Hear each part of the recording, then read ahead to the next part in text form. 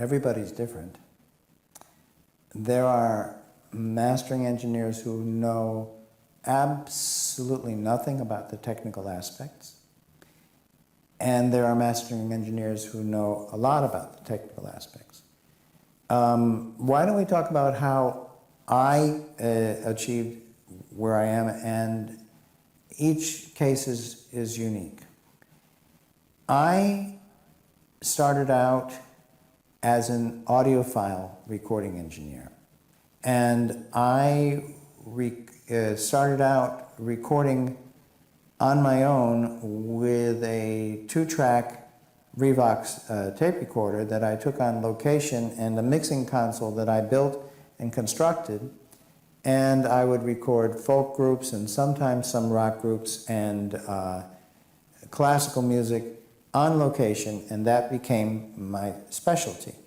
I played the clarinet as well, so I was always had the acoustic ears, the knowledge of what acoustic music sounds like, and I applied that acoustic knowledge, the feeling of the dynamic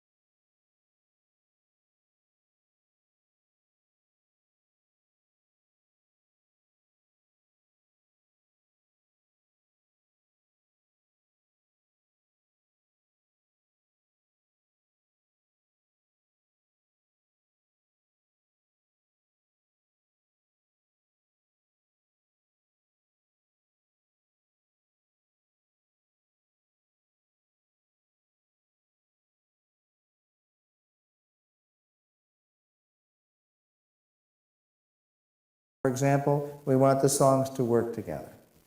If it's a single, we have other priorities and other concerns. That's in a nutshell.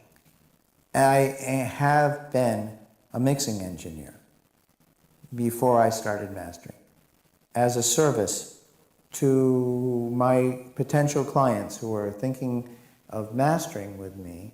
I suggest that they send me what we might call a mix in the making, or their first mix before they get on to the rest. And I'll listen to it at no charge to the client and tell them whether, in my opinion, it's ready for mastering, or if it could use a little something.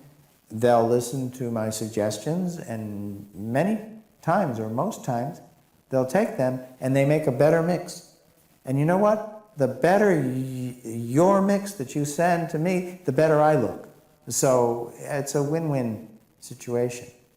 There are mastering engineers who, rightfully so, came into mastering, learned about it, and never learned how to mix. I would not advise that they start with stems. It would be another process. So I have the background, which allows us to have a little bit more leeway between the mixing process and the mastering process. And we have a gray area in between where if Bob suggests some change in the mix, he's stepping on the mixing engineer's toes. And I don't ever want to step on the mixing engineer's toes. He or she may have done a fantastic job. In that case, we don't need any stems. But if the mix needs some help, and if I hear it in my monitoring environment, the first thing I do is I call up the mixing engineer. And I let's say, how are you doing? How did you feel about your mix? Were you happy with it? Did you hear any problems? Oh, yeah. What did you hear, Bob? Well, I heard this and this and this, and I thought they were great. And I thought that if you had done a little change here, in my opinion, and I expressed it as my opinion, maybe it could have been better. What do you think? And he'll say, yeah, I agree. Je suis d'accord. Or as they say in Canada, the hockey players, suis d'accord. This is a collaboration. He wants me to use my experience and my abilities to take it to the best it can be. But I want to make sure that I'm not stepping on his toes. Definitely not. The biggest problem is handling the bass instrument. And it all comes from the increasing tendency, which was not the case many years ago, to use small near-field monitors, which are inaccurate and don't tell you what's happening in the bass. It also happens in that a lot of mixing is now done in project studios by engineers who don't have as much experience as, again, it used to be. And so they're not hearing things as accurately. And I would say the second problem after is the stereo image. Near field monitoring is like mixing with big headphones. The stereo image appears bigger than it really is for an authentic stereo system. And so people tend to mix small. The other problem is they don't always have a good technical background in how digital audio works, and they make fundamental mistakes step by step along the line, which makes the sound get colder and smaller and smaller. The prime mistake is not understanding what's under the hood of a digital mixing system. And there are some very simple rules to follow, which are not being taught if you teach yourself, but which should be taught in school about dithering and word length and processing and the steps involved. And you can't get away without knowing that if you want to get a sound that is warm and wide and deep. And it doesn't take long to teach that. It really doesn't. In about a day or two, you can learn those things and make much better mixes, but those are fundamental mistakes that are still being made. The invention of the SSL, E-series and G-series analog consoles was the first time that any mixing engineer found a compressor available at the push of a button on the mix bus. And that changed the sound of popular music forever. When we were mixing before that, we had to consciously patch in with a couple of patch cords a compressor if we were going to put it on the bus of the mixer. But now it's right there. I guess the first caution I would make is that as a mastering engineer, if we had a little competition between whether the mix engineer can do better with that bus compressor or whether I, as a mastering engineer, can, it'll be an interesting, friendly competition. We have better monitoring usually. We can make judgments as to whether the compressor is pumping. We have a whole slew of different compressors to choose from. And we have the time to adjust the characteristics of attack, release, threshold, and ratio, not perfectly, but with our monitoring really, really well to suit the music that's being mixed. Whereas if you're under the pressure in a mix session, and you're often under pressure, and you just push that button and you go to your favorite and you say, more than once the mixing engineer has come to me and said, Bob, I'm only doing at the most 1 dB, you know? I can hear that. And I can hear it real well. And if it's a certain brand and type and model of compressor that happens to be very popular, I can produce a compressor with a better, in my opinion, attack time that doesn't step on the drum set as much and with a more appropriate release time than what you have available to you. The best mixing engineers that I work with will capture a mix with and without the bus compressor and send me both. And we might have a friendly competition to see whether I can do better. The tendency in mastering tools from day one through day now has been to produce more and more powerful tools that can manipulate mixes after they were mixed than ever before. For stereo recording, MS can be a very powerful tool in the right hands. In the wrong hands, okay. But every tool requires skill and knowledge. So I'm not afraid to recommend MS. I'm just afraid as to whether it opens up Pandora's box.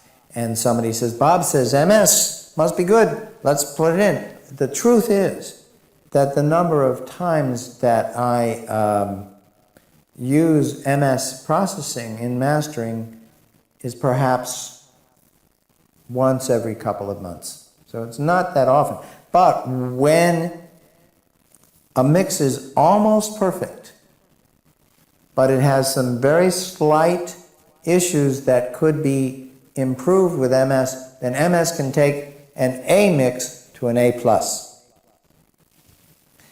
And similarly, there are compressors that are extremely versatile that didn't exist before. There are noise reduction processors that didn't exist before. And we are now able to clean up very specific types of noises that we never could touch before, which have been very, very helpful when somebody has a take that was spoiled by a musician dropping something in the end of the take. The trend in mastering is to have better and better tools to fix issues in the mix. And they expect us sometimes now to work miracles because they've heard that we can work miracles now. But sometimes it's true. The first processor, outboard processors that I bought for my mastering studio were digital processors from Vice. But at that time, I was doing a lot of purist recordings that are very, very transparent and demanded the most invisible touch. So that's the reason there. Even back in 1980, when we started, we kind of liked using digital tools, although the digital tools didn't really have the quality that they needed until about 1992 or 3. Then the more processed and popular music that I began to do, the more I went towards analog, and the more analog gear that I purchased. We're often looking for colors which the digital processors do not provide. It's very easy for with digital for the sound to become cold. With analog, it's very easy for the sound to become warm, and a little warm sounds usually a little better than a little cold. Whatever processor I choose to use, for me, has to be the best of each kind. So the issue of digital or analog doesn't come up to me as long as it's good digital or good analog. The best thing about the mastered for iTunes format, it's not exactly a format, but more an approach. You may or may not know that AAC encoding, the playback format or the decoder, is specified exactly in the specification, but there is a lot of leeway on the encode side. So Apple has a team of 20 or more engineers who actually redesign and work on the encoder to get the best fidelity. And they've been working on that for a number of years, quietly in the background. So the first thing is they were improving their encoder. At first it sucked. And all the encodes were done at 128 kilobits per second constant bit rate. Okay. Then Apple decided that they would increase the bit rate to 256 kilobits per second. But there's more. AAC is better at the same bit rate than MP3. So a 256 kilobit per second constant bit rate AAC sounds as good as maybe a 300 or more kilobits per second MP3. But Apple also went in their iTunes Plus format to variable bit rate, which allows up to 15% higher bit rate than 256, up to about 300. And since it's AAC, it's as good as to the ear, or better perhaps, than 320 kilobits per second MP3, which all of you should know is very good and sounds in many cases indistinguishable from CD unless you have a really good system. Then you can hear the difference. So the iTunes Plus is a very good medium. Then, thanks to a number of mastering engineers, not me, Bob Ludwig, Eric Boulanger, a number of others, started working with Apple to see if they could take their 24-bit masters and encode to AAC from those. So the breakthrough was that Apple's team agreed to start taking in 24-bit files. Guess what? It sounds much better. Thank God, because that's the format we're stuck with for a while. And they're still working on improving the encoder. The encoder in Mountain Lion is better than the encoder in Snow Leopard. But they're trying hard to be audiophiles in their own way. And so it's a medium that I'm happy with now that the CD is dead. Well, we always knew this with CD. You can't fit 24 kilos in a 16-kilo bag. And so the methods that we've used to take the 24 bits down to 16 for CD included various methods of dithering. And there are different schools of thought. And my school of thought is that some form of noise-shaped dither was best to do that. But it's still some form of trickery. And with highly processed material, the noise-shaped dither that I was using was always changing the tonality a little bit.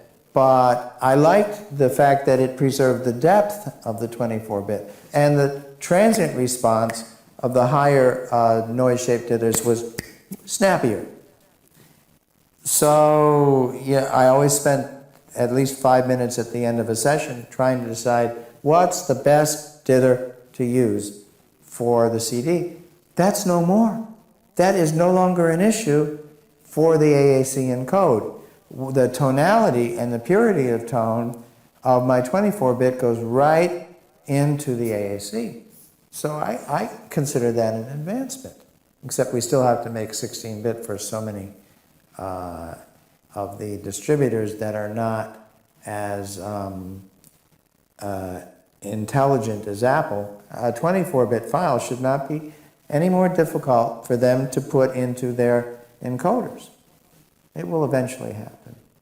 I've always been a big fan of stereo, even fake stereo, so there are other engineers who really love the sound of the mono mixes.